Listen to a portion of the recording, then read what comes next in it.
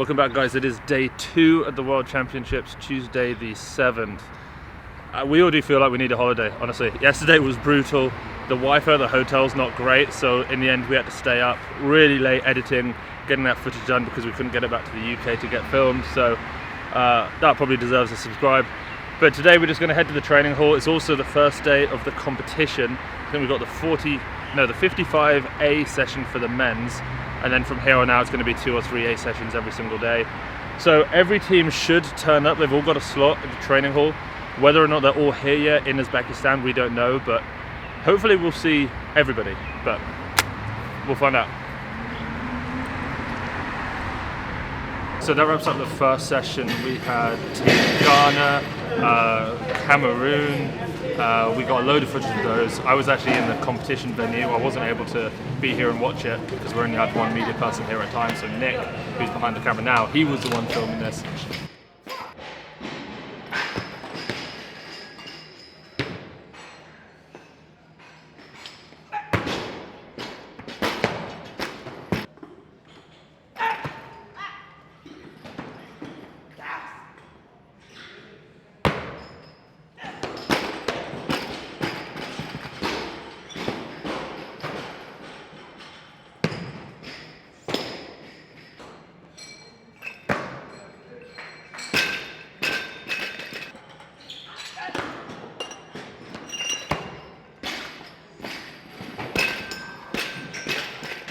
We also had Talib from Pakistan in the corner, who I was just, to be honest, I was surprised that Nick even knew who he was. I kind of thought he would have missed him, but Nick spotted him over there. He was able to get some footage of him snatching, did some power cleans, did he? Power clean, power jerk, yeah. Power clean, power jerk, hit some front squats as well. Next session we've got some big dogs coming in, hopefully, we're not so sure. So at the moment we were the only media team here, so we were able to sort of pick a spot, which is useful. I think as the day heats up, it's going to get a little bit more cramped for us filming, but hopefully we'll be able to continue doing what we're doing and kind of getting some more behind the scenes stuff for you guys.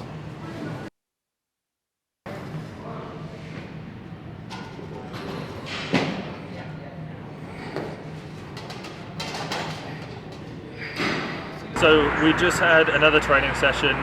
Honestly, not the most exciting session we've ever seen. Pretty good. I mean, to be fair, Team GB turned up again. They took the US slot and joined Piers Dimas and Mike Latone. It was good to see because we haven't seen them in, well, I haven't seen them in a while.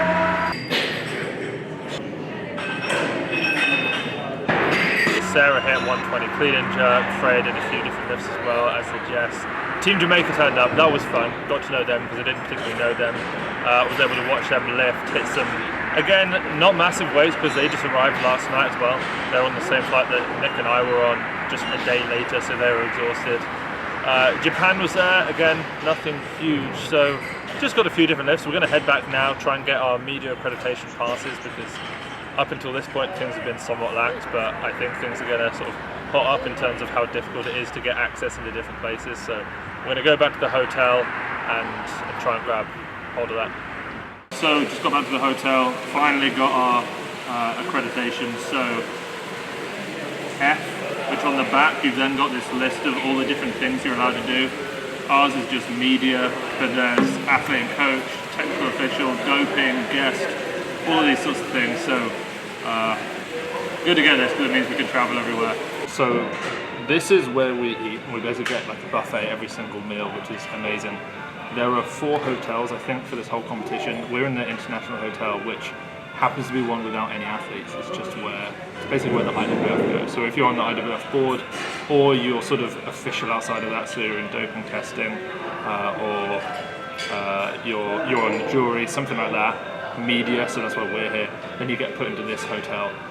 This time it seems to be a little bit nicer, and I think that's probably because it is, again, it's for the people who are on the board, who are running the IWF, so it's kind of weird considering all of the reporting that we've done on the IWF to then be sat, not necessarily breaking bread with them, but certainly eating bread a table across from them is a little bit bizarre, but the food's good, so we're not complaining.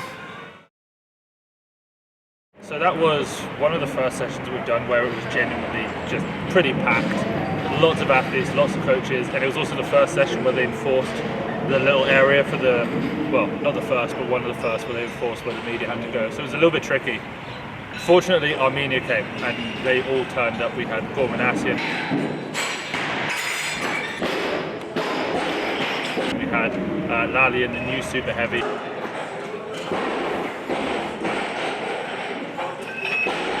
We had Simon Martirosyan, Andranik Karapatian,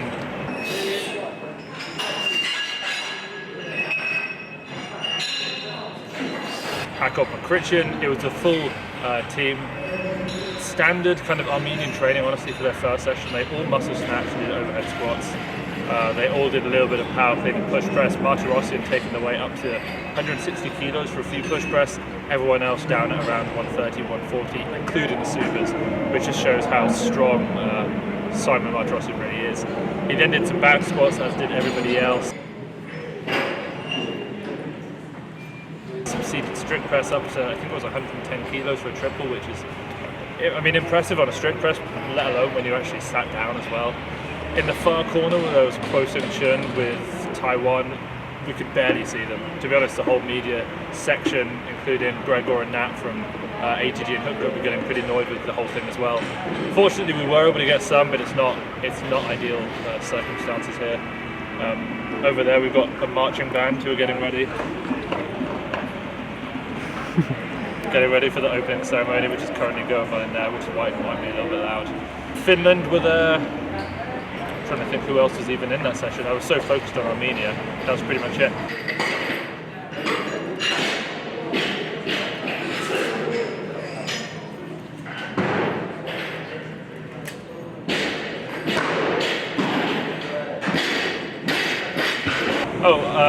Roby Marin turned up again and he hang snatched 135, clean and jerked 160, a few back squats as well. So a busy session, a pretty intense session. We're definitely feeling it here at this point. That's the fourth session of the day.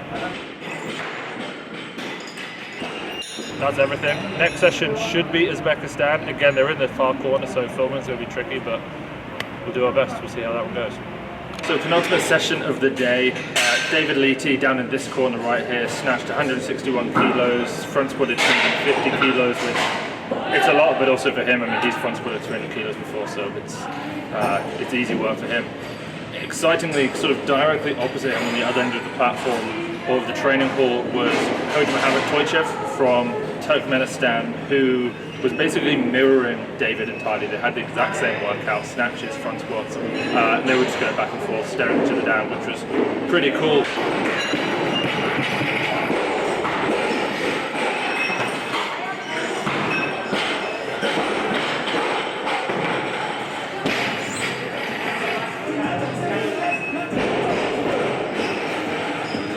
On the other side, we had Uzbekistan, so finally we got to see Ruslan Nuridinov, the 2016 Olympic champion, and Akbar Jurayev, the 2020/21 Olympic champion. And again, they just did the same workout. They both snatched 150 kilos, clean and jerked 180, so we're looking at sort of 75 to 80% range for them. They then hit some good mornings, very simple stuff, but even so, fun to watch. And in general, once again, pretty packed training session today. So we just had the final session of the day. Keydomar Vallenilla from Venezuela, the 96 kilo lift at 189, turned up and absolutely destroyed it. He worked up in the snatch, he knew he was going to go heavy. He worked up 145, I think, then jumped to 165 potentially, hit that, then to 170. I think that's within about 5-6 kilos of his best competition snatch.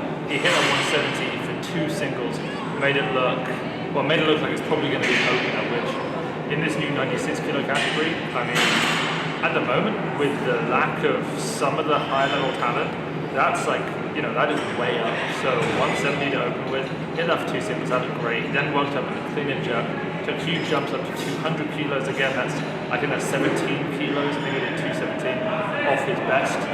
For those who don't know, he obviously just won Pan Am's, he's the Olympic silver medalist. Junior world record holder in the 89s, the clean and jerk, I believe it. I'm going to get this wrong. I want to say 204, something like that.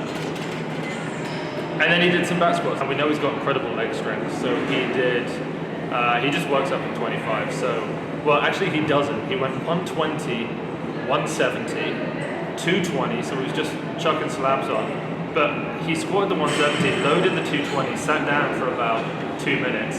Then he just grabbed another 20 and stuck it on and put the clips on. So he jumped from 170 to 265.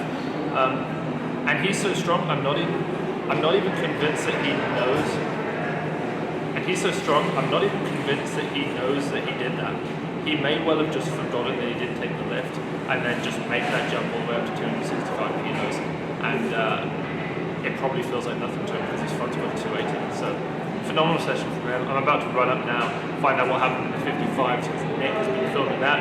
I have no idea who won, so that's what's going to be next. In the 55 A session, the snatches were pretty tight, with Ali Chonti from Kazakhstan and Mansour Al Salim from Saudi Arabia both hitting 118 kilos, and a few lifters in the mid 110s, including Muammer Sahin from Turkey on 116.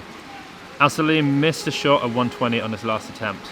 There was one jury stop in the session. Tada Sombunuan from Thailand had a 117 kilo snatch taken away for a press out. The stop also caused some confusion for Josue Brachi Garcia from Spain, who made it onto the stage before anyone told him there had been a stop, and he had to be called back.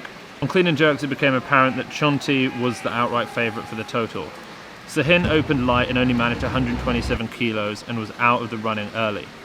When Al Salim missed 136 and then 138 to bomb out, Ali Chonti had an easy route to gold. Mohammed bin Kasdan from Malaysia matched Chonti's best clean and jerk at 142, and Angel Rusev from Bulgaria bettered it to 144, but his snatch of 110 gave him too much to make up on the Kazakh lifter. Sombunuan also put up a fight with 141, but the Thai lifter ended up with the silver medal behind Chonti and Rusev, narrowly taking home bronze ahead of Spain's Brachi Garcia.